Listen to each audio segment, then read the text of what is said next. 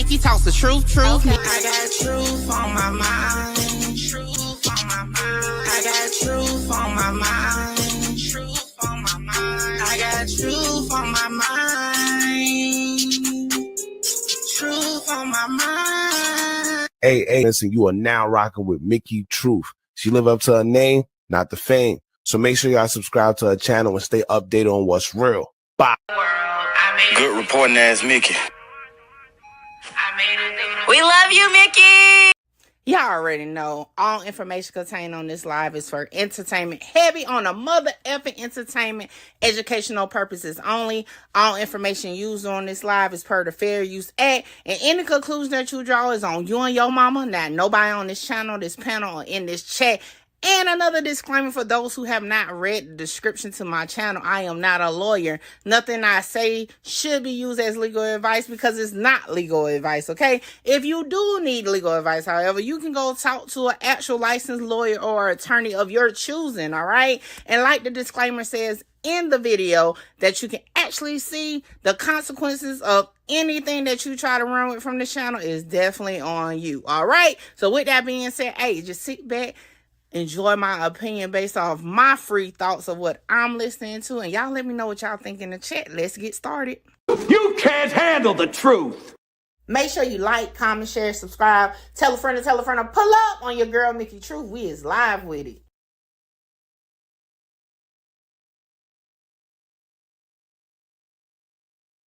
What's up, Truth Team? We are back with another live. Appreciate everybody. What's up, Blue? So, y'all, listen, right?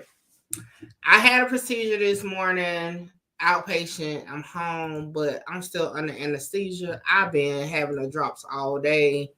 I'm in the trance of I'm sleepy, but I'm not sleepy. That's where I'm at. So, I can't do too much. I was trying to do videos.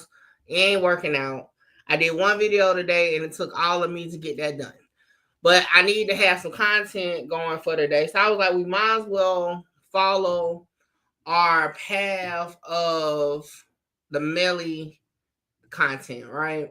So we are catching up on different angles that they utilize in the first trial so that when the second trial comes about, we're up to date.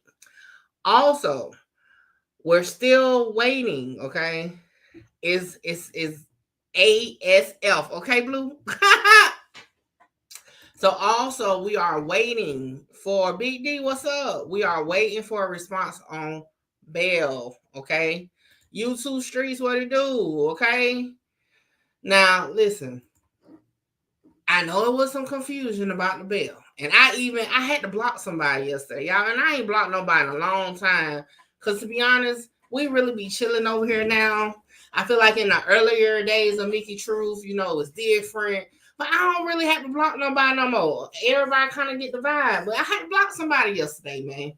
Because what I won't do is go back and forth, okay? I may play a little bit, but eventually I'm going to get tired of you and your comments. I'm just going to block you. So this particular person kept arguing the fact, and it was false. That one was really why they got blocked, because they kept wanting to push the false stuff in the comments, okay?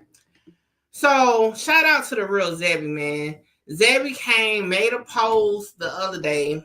I even reshared it on my page, all that, in regards to the $500,000 bond that we see on Melly's case is from 2023, meaning he received that bond in 2023, not in 2025.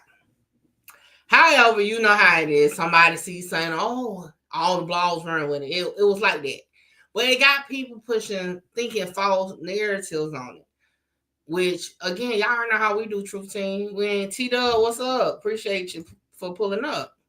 So, this person said they got a FOIA package or PDF, okay? PDF of this bail bonds, okay, being out. I'm like, ma'am, sir, I don't care what type of PDF you get. You are misinformed. Okay. So then the person goes on to say, well, you act like you're the only one that can do FOIA requests. I'm like, yeah, see, that's what you block. Because what we ain't about to do is go there, no shit. I only dabble with public records. Everybody should be able to do it. But what we're not about to do, come on, man. You're not about to come push some there, some PDF, somebody claim this. Because at this point, listen, we all know. Do you understand? If a decision was back on Melly's bond, not only will Mickey Truth for sure be dropping the content, everybody in the Melly sector will be dropping content, going live all day. Like, it wouldn't be, okay? It wouldn't be a quiet type of thing, okay? Which leads me into, before we even start our rewind live, right? His mother even spoke out, like, come on now. Like, listen. Some people it's crazy.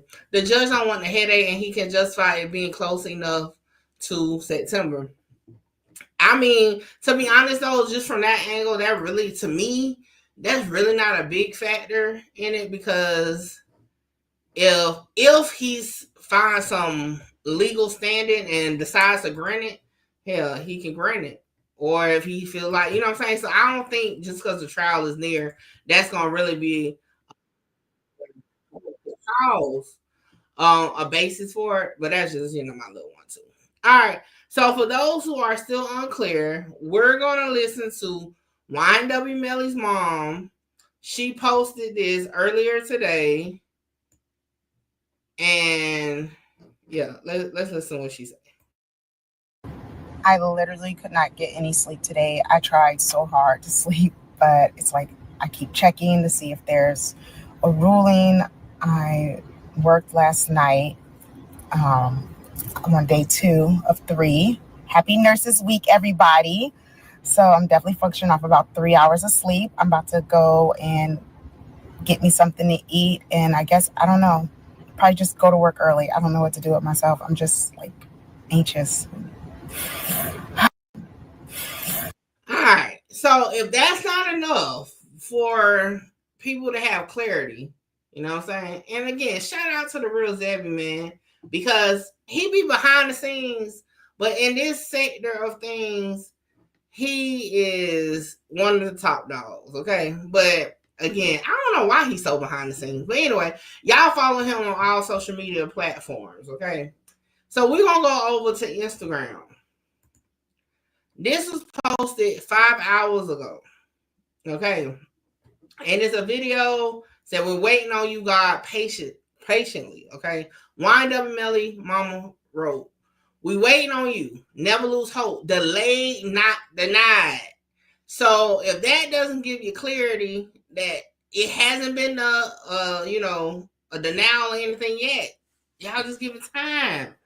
But yeah, so that's why somebody got blocked. I'm like, well, we ain't about to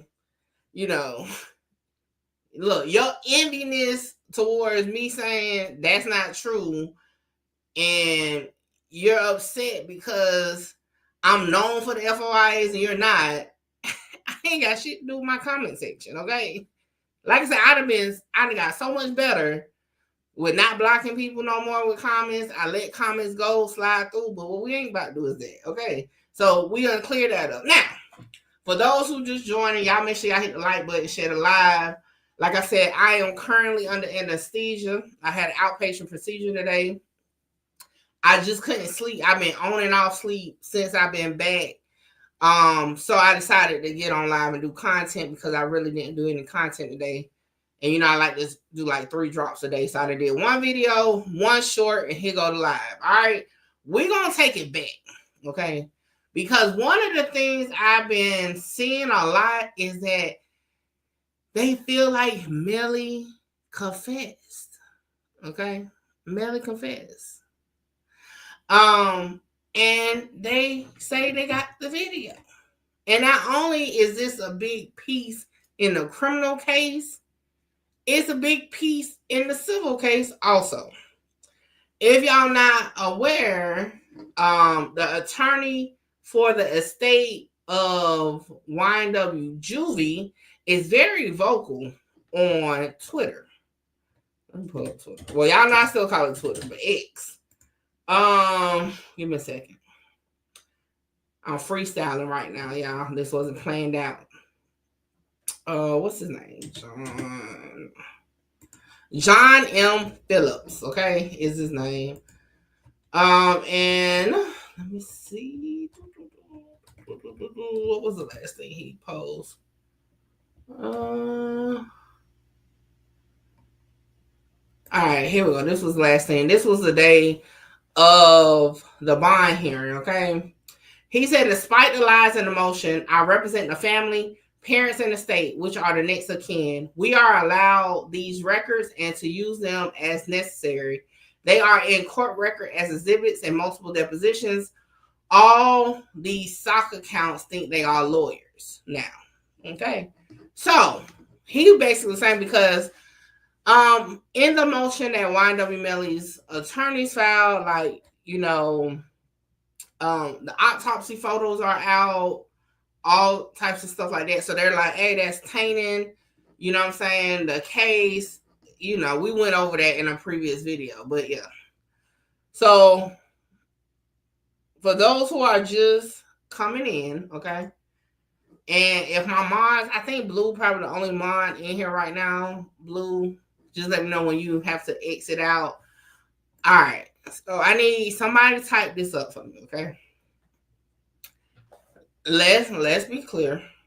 Melly is not currently on trial right now, okay? So let's start there, okay?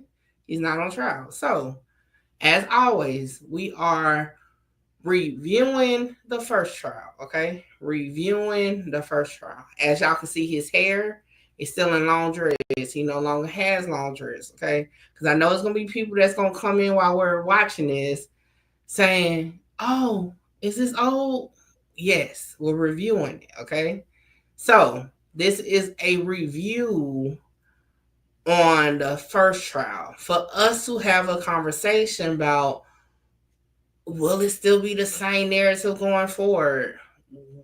Do you, like, you know, have a conversation. So yes, this is previously recorded during the first trial, but we're watching it again, okay? All right, so, and the title of the video that we're about to watch is I Did That Ish. YNW Melly prosecutors claim rapper killed friend admitted to it. Y'all had to be here the first time to remember how this went on. But we're going to listen to it. We're going to talk about it. Y'all make sure y'all run up the comment section. Let's get started. Good morning, ladies and gentlemen. On October 26th of 2018, this defendant shot and killed two of his friends. He killed Christopher Thomas and Anthony Williams. So, ladies and gentlemen, I want to set out the story and how this unfolded. Hold on. This is part of opening statements for the prosecution. And I know y'all be saying y'all didn't like Bradley. I'm going to miss Bradley because her attitude, the first trial, is going to be missed. I don't know if they can match her attitude because, boy, she was saucy, okay? Not enough hard evidence. My boy coming home this year, bookmark this. Hey, Thug fan said bookmark it. And lay out what I expect the evidence will show during the course of this trial. First thing you're going to hear is that at 4:35 a.m. on October 26th of 2018, Cortland Henry, the co-defendant, shows up at Memorial Miramar Hospital. In his car, he has two dead bodies. In the front passenger seat is Anthony Williams. In the rear passenger seat is Christopher Thomas. They are dead, they are riddled with bullets, and the car is full of blood. Christopher Thomas is sitting in the rear. There is multiple defects to his body. Anthony Williams, who is sitting in the front, has two major injuries. Officer Jessica Amangor is working a detail at the hospital. Cortland Henry runs in, starts telling a story about a drive-by, quote unquote drive-by. Cortland Henry, and you're going to learn a lot about Miramar geography during the course of this trial, tells a story that he and his buddies, just the two that are in the car, were at a music studio here in downtown Fort Lauderdale at 805 Northeast 4th Avenue. He's going to tell law enforcement, and you're going to hear this statement, you're going to hear the actual audio of him telling law enforcement, we were at the recording studio, we drove home, as they lived out in West Miramar. You're going to hear Cortland say that they come across in the path of travel, that they're getting off the highway on I-75 southbound to go west on Miramar Parkway. And you're going to hear that on Miramar Parkway, sometime between 160th, which is also commonly referred to as Dykes Road, and 172nd, Cortland Henry says they were shot at. That he ducked down, and you'll see him doing that in the video, and that he didn't see any car, he didn't see any people, he has no information, and that he quickly went to the nearest hospital. So you're going to learn that when you go on Miramar Parkway and you take that right at 172, Memorial Miramar is just about 1 mile north. So the distance between most major intersections in Broward County is 1 mile. So you're going to learn that from 160th to 172nd, 1 mile. From 172nd to the next major intersection on Miramar Parkway, 184th, 1 mile. So you're going to hear and find that Mr. Henry's statement that the car is traveling westbound on Memorial Parkway, then goes north on 172nd and shows up at the hospital for the drive-by is completely and utterly false. How can I tell you that, ladies and gentlemen? Well, the detectives from Miramar at this point shut down the entire length of Miramar Parkway from 160th to 172nd. And they sit and they walk side by side for an hour, that mile-long stretch, looking for evidence of this drive-by. Because evidence is the remnants a crime leaves behind. And in this case, the lack of evidence is very important. There is a lack of any evidence whatsoever to support that a drive-by happened on Miramar Parkway. What would they look for?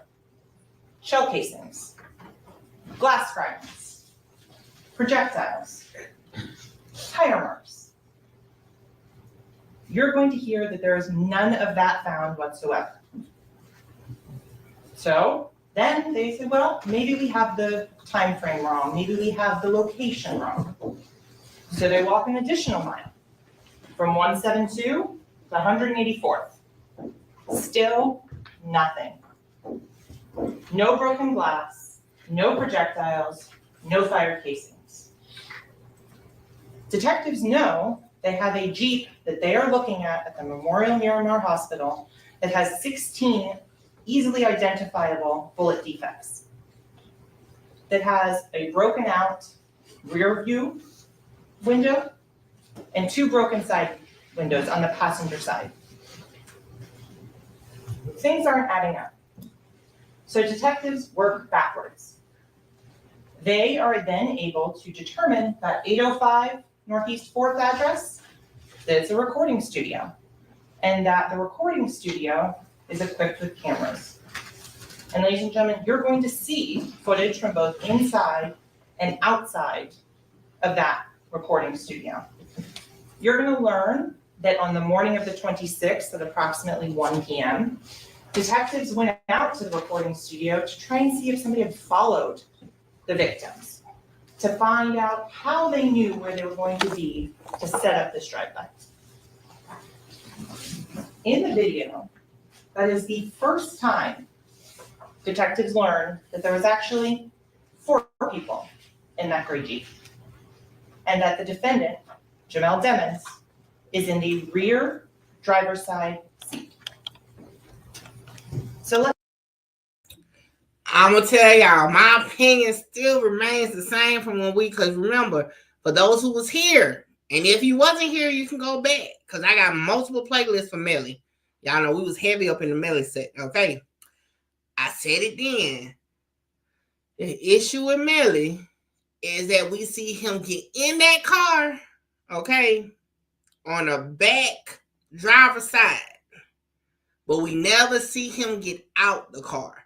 That's the biggest hurdle, in my opinion, that him and his legal team has to close up in trial 2, okay? Because like I told y'all then, I'm going to say it again. If I was on the jury and how my mind worked, I need to be able to visual a realistic situation of you getting out the car, right? Because if I see you get in the car, I'm be like, okay, you had to get out. Cool. When the car comes, where did you get out? And I feel like in the first trial, they really didn't close up that part. But to me, that's really all they got on, besides, I guess, people's, own version of events. But to me, that's really what they got on them, is that we see them get in the car. We never see them get out the car. And since you was the last person we saw sitting in the spot where we are alleging the shots came from, then it had to be you. So I feel like his legal team gonna have to do something with that one this go around. That's just me. What y'all feel about it? Let me set the scene for you at the recording studio, because there's actually 8 young men there. You're going to hear they arrived at the recording studio. Not much was getting done. They were tired. They left at 3:19, and they got into 2 vehicles. Hold on, I want to read. Teresa said, don't mean nothing. They can't prove if he got out of the car at any point or if Bortland killed them. Appeal action, they need an eyewitness. No, not really. I'm talking about the defense. That's going to be the defense have to poke a hole in that part of the state's theory. Because technically the state has evidence showing that Melly was sitting there, right? So they paint their whole story around the person sitting in this seat had to be the shooter. And guess who was sitting here and we can show him sitting here? Melly. So technically they prove he was sitting there. They don't need, to them, proving he got out ain't really important to their case. It's important to the defense's case, right? Wait, wasn't there some type of confession that he did on his phone? We're gonna get into that, and it's up in the air, depending on who you ask, if it really was a confession. But we're gonna get into that. What's up, Bulletproof? Haitian case says it's crazy how some people who ain't from Florida don't know the laws of Florida. It be like that. But hey, we gonna talk about it. So the first vehicle is a red Mitsubishi SUV. In that red Mitsubishi SUV, 4 individuals get into it. Travion Glass, Dontavius Withers, Jacoby Mills, and Adrian Davis. They are in the red Mitsubishi. In the gray Jeep, you have the driver, Cortland Henry, rear driver's side passenger, Jamel Demmons, Anthony Williams in the front seat, and Cortland Henry again, the driver, Christopher Thomas in the rear. What you will find and what you will hear, ladies and gentlemen, is that this gray Jeep leaves the recording studio, goes over to I-95, takes I-95 south to 595, 595 across to I-75 south, I-75 south to Miramar Parkway. You're going to see traffic cameras from the Department of Transportation that show the cars going across 595, one after the other. In those videos, you're not going to see them stop. And it's just a small portion of which is covered by cameras on that. But then what you're going to see is the cell phone evidence. The digital leash. The item that is carried around in everyone's pocket in everyone's car you use on a daily basis. Because you're going to see, as Jamel Demons leaves that recording studio, he's got his phone in his hand, and he's playing on his phone. You're going to see on that phone information that Anthony Williams had his phone with him. And the interesting fact that's important to keep in mind is Anthony Williams, the deceased in the front passenger seat, and Jamel Demons, who is the shooter, in the rear driver's side passenger seat, have the exact same make and model of cell phone. Not only do they have the same make and model of cell phone, they are on the exact same cell phone plan. They're using the same service, the same cell towers, everything like that. So you can compare the information from those two cell phones and see how they track together. Christopher Thomas, who's the deceased in the rear passenger seat, he had an iPhone as well, and he was on the Sprint service at the time. In the other car, that red Mitsubishi. All right. So what I didn't, Golden Boy said YNW Melly is guilty. Okay. Now, what I didn't put together the first time when we was watching this trial in real time, but I put it together now, listening to it again. So if y'all remember, with the cell phone towers, remember Melly and, well, allegedly, okay, Melly's phone, okay, and Sakchaser phone ping in the same location, but Juvy phone ping somewhere else. So it just caught my attention to why she specified that Melly and Sakchaser phone was on the same plan in the same network, and that Juvy phone was on a different network, right? Because it's going to be like, well, it could have had ping off a different tower. So what's important to keep in mind is that the two phones that's on the same company was at the same tower, which is more reliable to say they was in the same location. I missed that the first go around. I kept saying, like, now I understand why the defense really didn't hone in on that part, because I totally missed that the first time. That's crazy. Mickey, is you gonna be boots on the ground this go around? That was my plan. It just depends, because exactly if the trial starts on time, because I'm supposed to be in Cali in October to cover Dirk's trial. So it just depends. And if I had to pick between actually being present at either Melly's trial or Dirk's trial, I would pick Dirk, just because no cameras are allowed. With Melly, they're probably going to stream it. So, it really kind of, to go. But I did want to go down there and at least like for a day or two. But we're going to need some evidence. Like I said, I ain't saying the state case is completely not valid. It's just how it was presented in the first trial. It left too many loopholes and openings for doubt to me. And that's why I think ultimately it was a mistrial, right? That's why I think ultimately they wasn't going to convict him of capital murder. It was going to be manslaughter.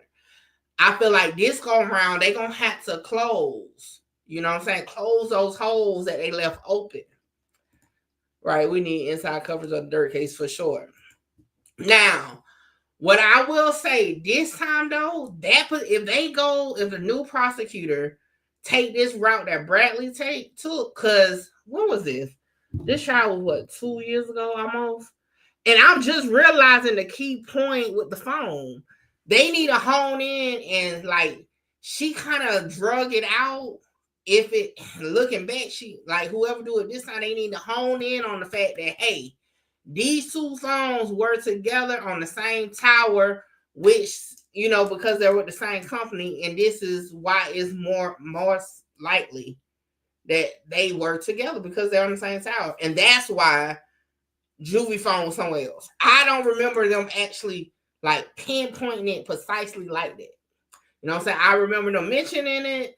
I remember a bunch of people talking about cell towers, but I do not remember them actually saying, hey, point blank, this is this. Golden Boy said he killed them boys. I don't know what he did. And you know what? I'll say this. Now, one reason I started covering the Melly case is because is a lot of viewers that are so gun-ho that he did it, and it's some that's gun-ho that he didn't do it. And it's always a debate. But what I don't understand is how have y'all convicted the man? Now, saying that you feel like it's evidence showing that they got the right person, yeah, but y'all be saying it like y'all was there. Like y'all don't know for sure. You know what I'm saying? Like it's just be crazy. And not just Melly, it's more so a lot of cases, but it just be tripping me out. Did they ever get into that other phone? What other phone? I think they got into all the phone. Well, let me take that back. They got the data from the phones. I think the original phone that he had, I think was pawned, if I remember correctly. So I don't think they had that physical phone. But remember, they got his actual phone that he had at the time of his arrest from track. Oh yeah, I forgot. Melly Griffin gonna be on the stand, and they're gonna charge if she don't get on. Yeah, for a contempt court. But I mean, I'm pretty sure she's gonna get on there. All right, let's get back to it. Dontavius Withers also had a Sprint service cell phone. So, ladies and gentlemen, you have individuals in two cars and all of the cell phone tracks together, going across 595, going until they get to Miramar Parkway and 184th. At 184th, the red Mitsubishi goes south. Man, hold on, let me run. Because see, the thing is, I feel like she need to clean up. Did y'all get that part about the phones on the thing? Because listen, they had so much testimony about cell data, cell mapping. I feel like she should have brought that home a little bit better. Because like I said, I'm just putting it together 2 years later. You know what I'm saying? Like Blue said, whether he guilty or not, the state playing a dirty game for sure. Hey, listen, they're like Miss Love times 10 as a whole. Because they ain't get their way. They said, shit, we gonna hold up the whole case then until we get our way. Because remember, this is why the trial didn't take place like a year ago, was because they went to the Supreme Court after Judge Murphy threw out a lot of the time frame of the evidence. Okay? They threw his fit. Oh, you don't want to give us more time? All right, say less. And now the prosecutor that took over had a baby and all. She on maternity leave. Like, she living life while this is still in limbo. In the other car, that red Mitsubishi, Dontavius Withers also had a Sprint service cell phone. So, ladies and gentlemen, you have individuals in two cars and all of the cell phone tracks together, going across 595, going until they get to Miramar Parkway and 184th. At 184th, the red Mitsubishi goes south. That's a good point, Chelsea. I want to talk about that. Chelsea said the prosecutor did drop the ball the last trial, but it looks like they're ready this time. And if Melly was innocent, why was his co-defendant picked up for tampering with witnesses? So with that, now listen.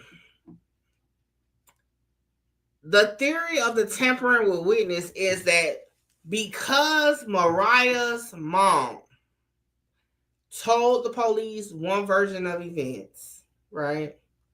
And then Mariah came and told a version of events in the beginning, before any trial, any arrest. They feel like that is the key to Melly's guilt, right? Based off what they said, okay?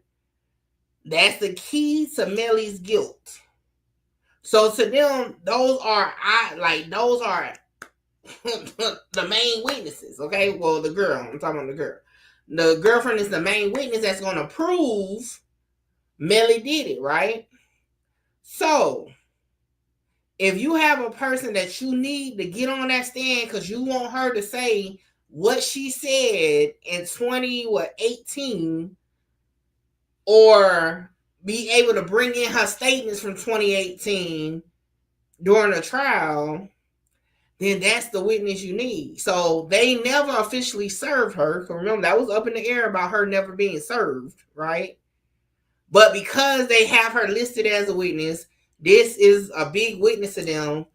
Y'all are in communication with this girl, then you are tampering with a witness. So that's what it is. So to be honest, that's really not nothing to say like prove somebody is guilty or innocent, because this is all based off the state's theory that this was our key witness. We can't even find her, but y'all can find her. Oh, hell no. Y'all trying to disrail this, the trial, the proceedings. So, like I said, I think I agree with the defense that this tampering case was just like a Hail Mary, because they filed that shit when the murder case was falling apart, when Bradley hadn't got kicked off, when the other, I can't remember her name, the other one that took over, she couldn't get more time. So I just feel like it was a Hail Mary, because like, all right, if the murder case fall apart, then shit, we're gonna double back on this. Teresa said the detective was playing dirty, and if they believe they had enough, they wouldn't be pressing for them to take the stand, and she pleading the fifth also. Yeah. So I have done content on this in the past. Y'all go check out the video, but a brief summary.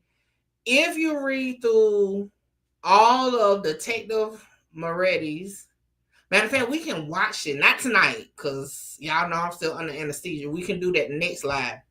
We're going to re-listen to it. Basically, if you listen to what he said, read his deposition, Melly was never a suspect until the victim, I can't remember which victim's family, basically said, nah, Melly did it. They came to the police and said, hey, no. Withers, no, he lying. This is that. They arrested Melly based off of that. They took what the aunt said to them to the grand jury, and that's what they used to get Melly. So ultimately, you know what I'm saying? They ain't really had nothing, because they never talked to Melly. To this day, they ain't talked to Melly, right? Melly didn't come in contact with the police until the day he got locked up. They only had Bortland, right? So they don't have no blood residue, not blood residue, gunshot residue. They can say, oh, we saw this on, they don't have none of that. So I feel like the case started off weak, just off the fact that they jumped so quick to get them. And now that's why everything is kind of like a reach a little bit. Like, okay, it makes sense, but at the same time, do it make sense, What's up, 420? 420 said they never found a weapon or the bag he had either, Mickey. Right? They never found that. And the guy who originally gave a statement saying that he went with Melly and Track and Bortland to get the weapons, he never testified. So you don't have nobody actually there saying, hey, well, at the first trial, you didn't have nobody that was actually there saying, hey, I picked up the weapon. Like, you know what I'm saying? So, all right, I'm trying to keep up with what y'all saying. AB, what's up? Could a fourth DCA potentially throw out the entire phone, especially after going to trial with those overbroad warrants? I mean, they could do what they want, but because he narrowed it down, I mean, they can still, I don't see why they would throw them out, because they narrowed it down. It's kind of like, I feel like the state was upset about the narrowing down because it kind of takes away from their storyline. Although they have enough to prove that maybe something was going on, it takes away from the storyline. Because remember, the first trial, it was all about, this is gang shit. This is gang. To further the gang, I remind you, the death penalty came on because of the gang aspect. So I feel like it just weakens the alleged charges they have by narrowing down the time. We don't know YNW Boss Talk. You ask the same question all the time. We don't know when he coming out. You got to rewind the live. We talked about it. YNW mom, I said YNW mom. YNW Melly's mom spoke on it. We don't know. We're still waiting. But I promise y'all, as soon as the decision come down, y'all won't even have to worry about asking me because I'm going to do a video about it, okay? So just know that. Bosses, what's up? I still expect the state to be professional in their job, and when they have had such a fiasco at this point, their mistake. But if he was a white man in that position, he would be free. He definitely would have been free. And I mean, that's just a fact, though. Like, let's really be honest, okay? It's proven, especially in Florida. I mean, that's just that. Okay, I done lost track of y'all stuff. Hold on. Okay, but then Melly's cell phone showed that he called Mariah immediately after the murders. No. So remember, this is another reason why Mariah Hamilton is so important. It was a FaceTime call or a Snapchat call. It was some type of video call. It's no records of it. But the reason why they know about it is because Mariah's mama told the police that. And Mariah ultimately said it to the police, right? So they said that, they could see he was outside, So, no, they don't have record, but they need Mariah, okay? Because remember, the mom said, well, I was like eavesdropping. But Mariah was the one who allegedly was actually on the video call. So that's why it's important for her to get on the stand too. The prosecutor on this case is on leave because she had a baby, but Melly ain't seen a woman without clothes in 6 years. Man, crazy word. Hey. It is, okay? This is going to be another Woody situation, I believe. Who going to be the Woody? I don't see nobody being Woody in this situation. Because to be honest, hold on. What you mean with the Woody? Explain that a little bit. So they got to stand on what they said, her and her mother. Yeah, and I'll put that on my list to do too. Because, I mean, we got so much to go through between now and the start of the next trial. But remember, her mom did testify. And remember, she was hostile as hell. Okay? She was trying to walk back a lot of stuff she said. And if you read the original documents before trial, it seems like she hadn't got pissed off at Melly, and that's why she even called the police to start off with. Because remember, the mom, Mariah Hamilton's mom, called the police months after the murders to say all this. So something hadn't happened to piss her off. And now she like, damn, I should have just, that's how it be. You do shit out of anger, and then boom. All right, let's keep going because y'all starting to feel like I need to lay down. AB said, Moretti wrote up new affidavits for the phone evidence approved by another judge. I wonder what Finn thinks about that. Wasn't that part of one of the motions? I remember they brought it up at the bond hearing. Meaning they making her the star witness, but it's not going to hit the way they think. Yeah, she always been a star witness. That's the reason why they brought the witness tampering case in. Then see it at 3:50 a.m. going through the guard gate at Sunset Lakes. That was the gated community in which the individuals were all living at the time of this homicide in October of 2018. On the Sunset Lakes guard video, the red Mitsubishi goes through, the gray Jeep doesn't. The gray Jeep instead goes north and then proceeds to go to the actual scene of the homicides. The gray Jeep goes north on 184th up to Pines Boulevard. From Pines Boulevard, it travels west all the way to the edge of the Everglades, where it is desolate, where it is dark, where there are no witnesses. The gray Jeep goes down south on US 27 and turns left on Pembroke Road. You're going to learn that Pembroke Road does not connect through. That right there, Pembroke Road dead ends at a trash facility. That at that recycling facility, you're not going to see people. You're not going to see activity. There's no street lights. And at 4:02 a.m., Jamel Demons exits that vehicle and stages that drive-by. Because, ladies and gentlemen, remember, at this time, Miramar is going and working backwards. They're looking for communication to figure out how and why and how the location of this Jeep was known, why they would be targeted. At that point, there is no communication. You're not going to see any sort of phone calls, any sort of text messages going out, setting up any sort of meeting at the edge of the Everglades at 4 a.m. What you are going to find is that after the surveillance footage is brought up, some of these other individuals say, oh no, we stopped. We stopped the car and Mr. Dimmons on the side of the highway got out of the gray Jeep and got into the red Mitsubishi. But ladies and gentlemen, it's important to know and look at the details because the details don't match up. One person says, oh, it's at this location. One person says it's over here on the side of the road. Look at what the physical evidence shows, and that's what I would suggest to you as the most reliable things. So on the physical evidence, the Jeep is towed to the Miramar substation, and a search warrant is executed on it.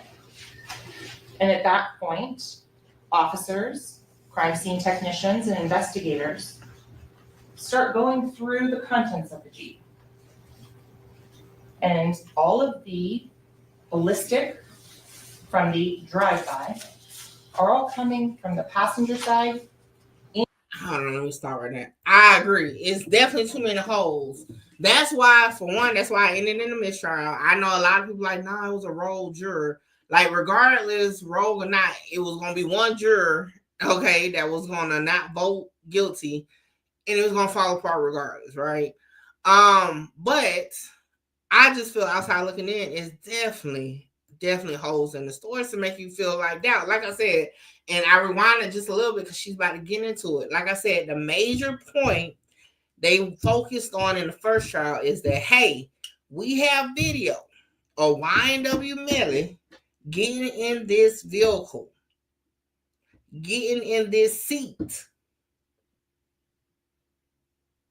And although we don't have a video of him getting out, we have evidence that his phone got out at this point. So that's why we know he was there. His defense, I forgot what the black attorney name was, did nothing to try to like dilute that, nothing. And I feel like that was a big mistake because like how you just gonna let that run? You got to do something with that part. That's how I feel about it. All right, let's keep going. It was something else I want to watch. But we're gonna let this run a little bit more, and then we're gonna switch it over because I'm gonna have to get off here in a minute. And all of the ballistic from the drive-by are all coming from the passenger side in towards the driver's side. And then from the rear of the vehicle forward towards the front. The medical examiner's office is also conducting an investigation. You're going to hear testimony about the autopsies that were conducted on Anthony Williams and Christopher Thomas. And this is when the suspicion, the investigation takes a turn. Because at that point, the fatal wounds for Christopher Thomas and Anthony Williams are coming from... I think she was reaching on that part. What's up, anything for clicks?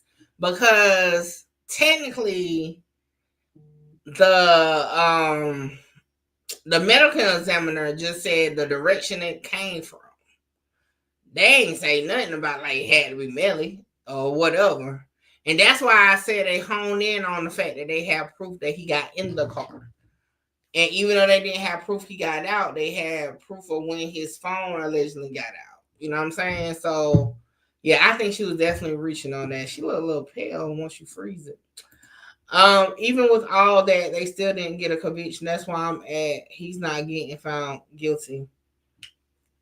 If they clean up the holes, like I said, now they got to make. I feel like they didn't present it well enough the first time. They may present it well this time, and that may be that. Now, y'all know my stance is I don't know if he did it or not, but hold on, what is this?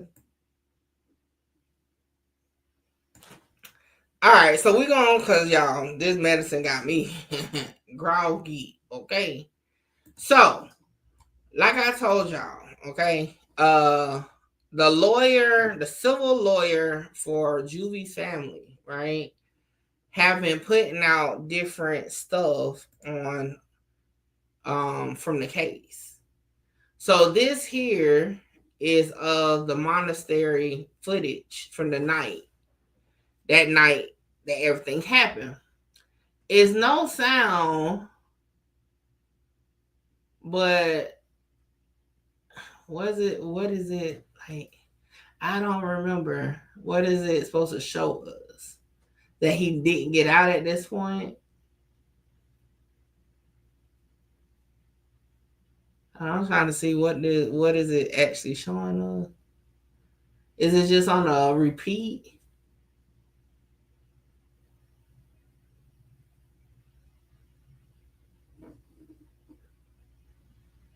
I think it's just on a repeat.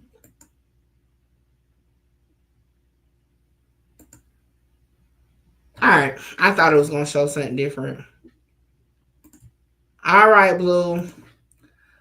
All right, y'all. So, yeah, I thought that was going to show us something different. Okay, that's not it. We got about, can I make it 15 more minutes? We got like 15 more minutes on the opening statement. I'm going to see if I can rock out for a little bit longer.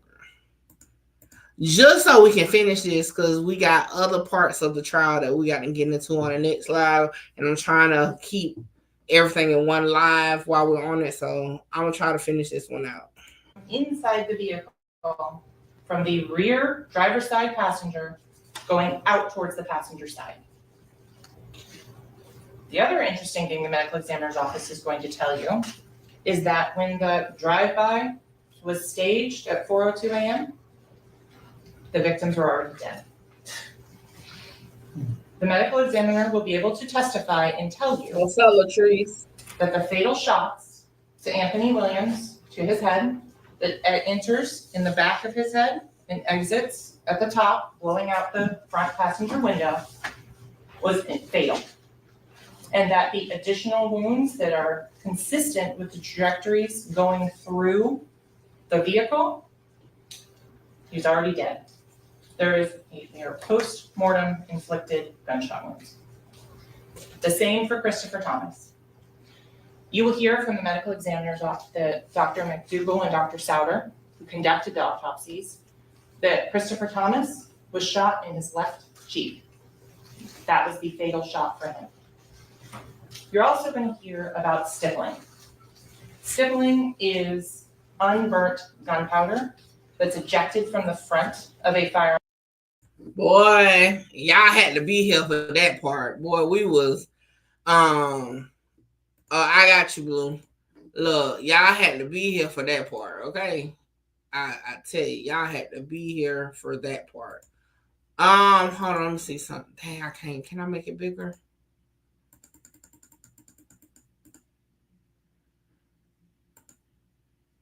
All right, so like I said, they already had put it out, right? So they actually released the autopsy photos. It's kind of blurry. Yeah, I don't think y'all gonna be able to see that well, because I was about to show y'all the actual photos that they had put out.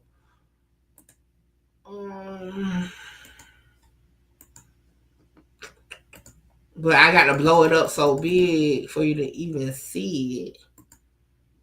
It looked blurry. All right, it looked blurry. So this is one of the photos that the civil lawyer put out. And y'all remember the medical, and we'll talk more about it when we get to her testimony. The medical examiner was saying how the victim had the injury to his hand. Well, they got the whole thing out. Like I said, it's a couple more photos. It's just, you see, I can't even, it's so blurry. I can't even tell you what it says on the slide, you know. And then on top of that, I'm not even able to find the actual live anymore that they showed all this on. So I'm still looking. Hopefully somebody did a reaction to it or something. I'm still looking for it though. Just want to show y'all, like, it is actual photos of this out. And like I read to y'all earlier, what the lawyer said, hey, he got permission from the family to put that out so that everybody can see what's the truth of the matter, in so many words he was saying. When a bullet is fired. The best way to describe that and make it easy to understand, you have a handful of sand, soot, and a golf ball. You throw it, the golf ball is going to go the furthest because it has the most weight, the most mass. The sand weighs a little bit more than the soot, so it's going to go a little bit further, but not as far as the golf ball. The ash, the soot, which has almost no weight, no mass, therefore it can't have any energy put into it, falls very quickly. So that is the same principle that comes to gunshot residue and the powder tattooing that you're going to hear about. I think Bradley, another thing, I think Bradley was so boring with her opening statement. And hear me out, right? So boring. Because she said some good stuff. And like I said, the first go around, I missed a lot. Because now that everything that played out, I kind of know what I'm looking to hear her say. So it stands out. I feel like she added so much extra wording to certain things instead of like beating in the important parts. I feel like she lost a lot of people. And look, if I was on the jury the first time, hell, all that gang talk would have lost me. I would have tapped. I wouldn't even listen. That's why even if I was on the YSL one, I would have tapped out. I don't like listening to all that gang stuff. So I feel like this go around, they're gonna have to clean that up. Focus in on the parts they want to stick in the juror's head, because this is too, look, I'm 15 minutes in and I'm over it. And we just reacting to it. You know what I'm saying? Imagine being on the jury listening to this. Unless you just into opening statements like that. About the stippling. The bullet travels the furthest. The gunshot residue, the powder tattooing, the stippling, creates a pattern. And from that pattern, the medical examiner's office. Exactly. Because if y'all was around when I reacted to it, but if y'all wasn't, y'all can go check out that video. I actually did a breakdown of the medical examiner's testimony, and she dumbed it down perfectly. Like, I remember her testimony and how she explained it perfectly. And I feel like Bradley, being a lawyer and not a medical examiner, she should have left some of that shit for the medical examiner to do, because she did not explain it clear for a person who don't have any experience or education in it. You know what I'm saying? She was just doing too much. An approximate distance. Why can they not give an exact one? Because their firearm in this case was never recovered. Law enforcement made diligent efforts to go and dive multiple canals, search multiple areas, apartments, storage units. They were never able to find the firearm. So without the actual firearm that was used in this case, you can't accurately and reliably recreate a distance determination. Common sense, ladies and gentlemen, the things that you learned in elementary school science about conducting science experiments, they apply just as much now as they did then. You have to minimize the number of variables. That's the only way to get an accurate experiment. So if you don't know the type of gun, you can't minimize the variables to get that distance determination. So what you're also going to hear is, while law enforcement is going through that Jeep, they find one spent shell casing for a .40 caliber firearm. Hey, y'all remember I went and did the the spent shell casing thing? Remember that pink notebook that they found with Bortland that said if the shell casing fell at that time on the bag, it would have burnt the hole. And y'all remember I went to the gun range and we determined, nah, that's not accurate. Yeah, good times. Covering the Melly trial was definitely a lot. All right, y'all. This anesthesia got the best of me. I got to get up off of here. To sum up how I feel about Bradley's opening statement and what I, in my opinion, feel like needs to happen in trial 2 from the new prosecutor is don't be so wordy on certain things because you just lose the attention of the person to me. Like kind of the explanation of things that are important, like nail it in as simplified as possible. Like the phone thing.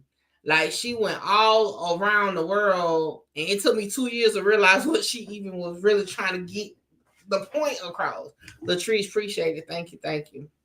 So yeah, y'all, like I said, I thank everybody for pulling up. Thank everybody who've been sending me messages and comments. My procedure went well today. I'm just floating off of anesthesia right now. About to get back in the bed. Okay. Thank y'all. Appreciate it, Chelsea. So with that being said, we talked about a lot. If y'all missed the beginning of the live, make sure y'all go back and run it back. Make sure you go check out my YNW Melly playlist. 2023, we was all up and through the YN Melly case, okay? So y'all go check it out. It's a lot of content, a lot of breakdowns, a lot of opinion-based videos where I like put the pieces together in my own way to see where I came up at. So y'all make sure y'all go check out the YNW Melly playlist. I think I got like 3 of them. Hold on, before I get out of here, let me show y'all where to finding that on my page. All right, so yeah, I got where's the YNW Melly stuff at? Boop, boop. See, I got YNW Melly case Truth Team Clue. I got YNW Melly What Will Happen Next. I have YNW Melly trial coverage, meaning in real time what was going on, even when the verdict came in. Thank you, bosses.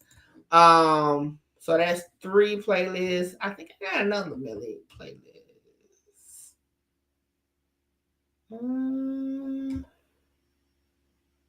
Oh, I don't know. It's only 3? I don't know why I felt like I had 4. All right, so I got 3. Y'all go check them out. Like I said, a lot. How many videos? A lot of videos in a Melly thing. 11 in that one, 38 in that one, 13. Come on, that's a lot of content. Okay, so y'all go check it out. Like I said, we still gonna cover Detective Moretti's testimony from the first trial, Danny Polo's testimony, all that. Okay, but y'all know I said a lot of stuff on this live, and y'all know how I feel about what I say. It's definitely heavy on my opinion. And I don't know about y'all, but I know how I feel about mine. And like I said throughout the video, that's my opinion. And if you don't like it, guess what? I'm like, fuck, yeah. Hold on, wait, before I go, y'all make sure y'all tap in with me to book your slot. A lot of y'all be hitting me up on Instagram and the email wanting to just talk about content, whether you're an up-and-coming content creator or somebody just got questions about cases or whatever. Book your consultation with me now. The information is on the screen. Hey, make sure you get your slot, because my slots be filling up fast. Mickey talks the truth. Okay. I got truth on my mind. I got truth on my mind. I got truth on my mind.